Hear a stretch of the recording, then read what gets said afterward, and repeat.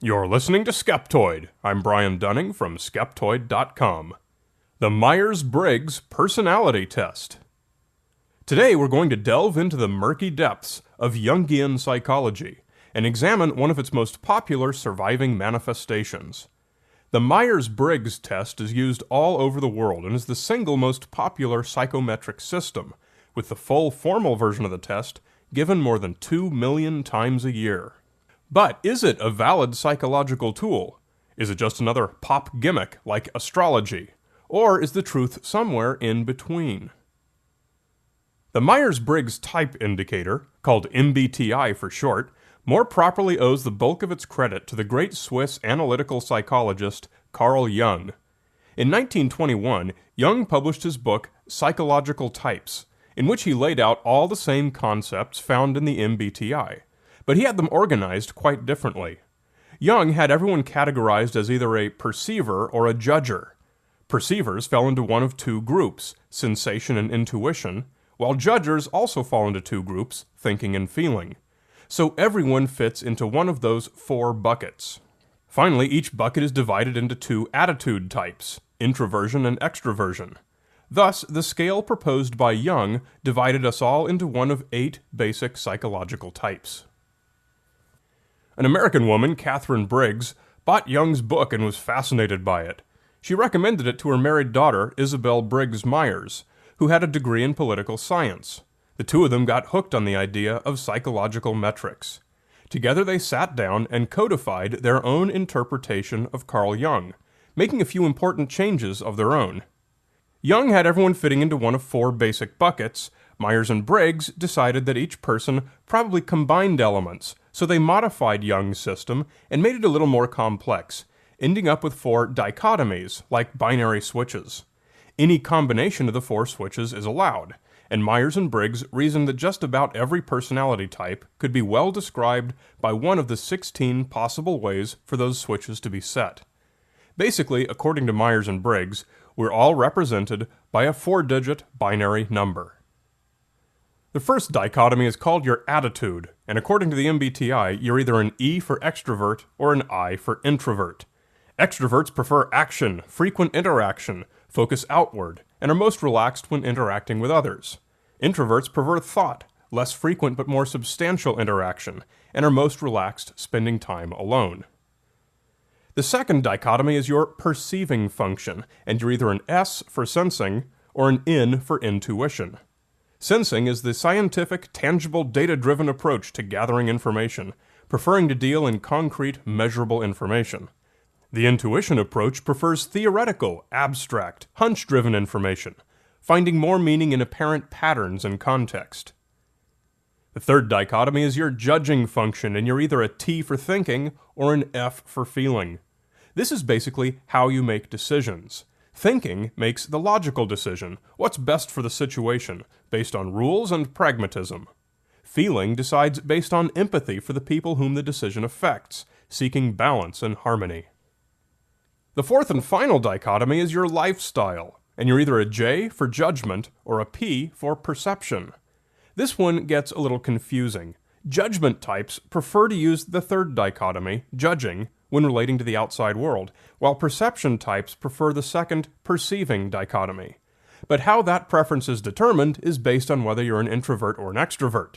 Suffice it to say, for the purpose of this light overview, that this last of the 4 dichotomies, lifestyle, is the most complicated, and it's where Myers and Briggs most creatively expanded upon Jung on their own. The basic test, of which there are several variations and revisions, is called the MBTI Step 1, and it's a series of almost 100 questions, each with 2 possible answers. Each question consists of 2 short statements or word choices, and you simply choose which of the 2 you prefer. When the results are tabulated, you should ideally have your preference established for each of the 4 dichotomies, and congratulations, you're now identified by one of 16 possible personality types. Myers and Briggs gave names and descriptions to all 16. Names such as the executive, the caregiver, the scientist, and the idealist. Perhaps the most common misconception about the MBTI is that it shows your aptitude, helping you determine what kinds of things you'd be good at. This is not the case. Myers-Briggs is only about determining your preference, not your ability. There might be things you're good at that you don't enjoy, and there might be things you enjoy that you're not good at. The MBTI helps you find your comfort zone, the types of activities you'll like and be most content with, not necessarily those at which you'll be especially competent. Even though neither had any background in psychology, Myers and Briggs enjoyed great success with their system. As Mrs. Briggs was getting quite old, Isabel Myers was the main driving force. Her initial idea was that certain personality types would more easily excel at different jobs, and the tool was intended to be used by women entering the workforce during World War II. However, it was not published until 1962, but since that time it's become the most widely used basic psychology test. It's most often used outside of the psychological profession and is employed in career counseling, sports coaching, marriage counseling, dating, professional development, and almost every other field where people hope to be fit with a role that should work best for them. So the MBTI's practical use is overwhelmingly unscientific, and it's often criticized for this. Criticism ranges from the pragmatic fact that neither Jung nor Myers and Briggs ever employed scientific studies to develop or test these concepts, relying instead on their own observations, anecdotes, and intuitions. All the way to charges that the MBTI score is hardly more meaningful than your zodiac sign. One obvious trait that the MBTI has in common with horoscopes is its tendency to describe each personality type using only positive words. Horoscopes are so popular in part because they virtually always tell people just what they want to hear, using phrases that most people generally like to believe are true, like, "You have a lot of unused potential." They're also popular because they're presented as being personalized based on the person's sign. This has been called the Forer effect, after psychologist Bertram Forer, who, in 1948, gave a personality test to his students, and then gave each one a supposedly personalized analysis. The impressed students gave the analyses an average accuracy rating of 85%, and only then did Forer reveal that each had received an identical, generic report. Belief that a report is customized for us tends to improve our perception of the report's accuracy. I notice this right away when I read Isabel Myers' description for my own personality type, ISTJ, the duty fulfiller. Practical, matter-of-fact, realistic, and responsible. Basically, it's a nice way to say dry, boring, and punctual, which hits my nail pretty squarely on the head. From that alone, I might conclude that the MBTI is extraordinarily insightful. But if I look at her description of my opposite counterpart, an ENFP, the inspirer, that person is warmly enthusiastic and imaginative, sees life as full of possibilities. Well, who wouldn't like to believe that about his or herself? If I'd taken the test and been handed that result, I might be equally inclined to embrace it, probably thinking something like, "Wow, I'm even more awesome than I thought I was." Due to these legitimate criticisms of the MBTI and its unscientific underpinnings, the test is rarely used in clinical psychology. I did a literature search on PubMed and discovered that, interestingly, many of the published studies of its practical utility come from nursing journals. Many of the other publications pertain to relationship counseling and religious counseling. Normally, this is a red flag. When you see a topic that purports to be psychological being used in practically every professional discipline except psychology, you have very good reason to be skeptical of its actual value. Should we dismiss the Myers-Briggs type indicator as a psychometric? The test does have some severe inherent problems. It's been found that 50% of test takers who retake it score differently the second time. This is because nobody is strictly an E or an I, for example, but somewhere in between. Many people are right on the border for some of the four dichotomies, and depending on their mood that day, or other factors, may answer enough questions differently to push them over. Yet the results inaccurately pigeonhole them all the way over to one side or the other. This makes it possible for two people who are very similar to actually end up with completely opposite scores. Isabel Myers was aware of this limitation and did her best to eliminate questions that did not push people away from the center when the results were studied in aggregate. It was a hack. From the perspective of statistical analysis, the MBTI's fundamental premise is flawed. According to Myers-Briggs, each person is either an introvert or an extrovert. Within each group, we would expect to see a bell curve showing the distribution of extroversion within the extroverts group and introversion within the introverts.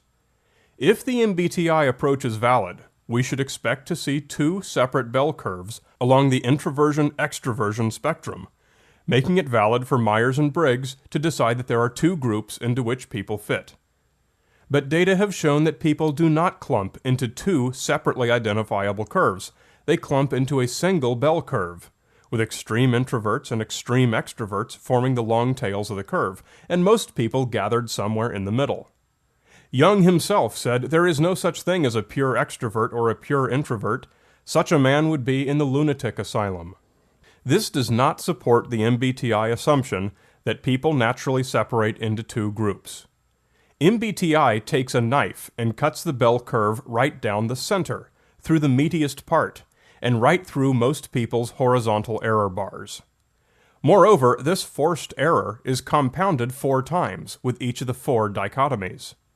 This statistical fumble helps to explain why so many people score differently when retaking the test. There is no truly correct score for most people, and no perfect fit for anyone. And this has been borne out in observation. A number of studies have found that personality types said to be most appropriate for certain professions, notably nursing or teaching, turn out to be no more prevalent among that profession than among the general population. The Army Research Institute commissioned one such study to determine if the MBTI or similar tests could be used to improve the placement of personnel in different duties, and firmly concluded that the results of such tests did not justify their use in career counseling. From reviewing the literature, I do find one common theme among mainstream psychotherapists where the use of the MBTI is advised, and that's as a conversation starter. It's a fine way to give people a quick snapshot of what their strengths and weaknesses might be, and of those with whom they interact. To get the dialogue going, this is a perfectly valid tool. But as a tool for making career decisions, relationship decisions, or psychiatric assessment, no. Although it would be nice to have a magically easy self-analysis tool that can make your decisions for you and be your crystal ball, the Myers-Briggs test is not it. It is interesting, and it does have value as a starting point for meaningful dialogue, but that's where the line should be drawn. You're listening to Skeptoid. I'm Brian Dunning from Skeptoid.com.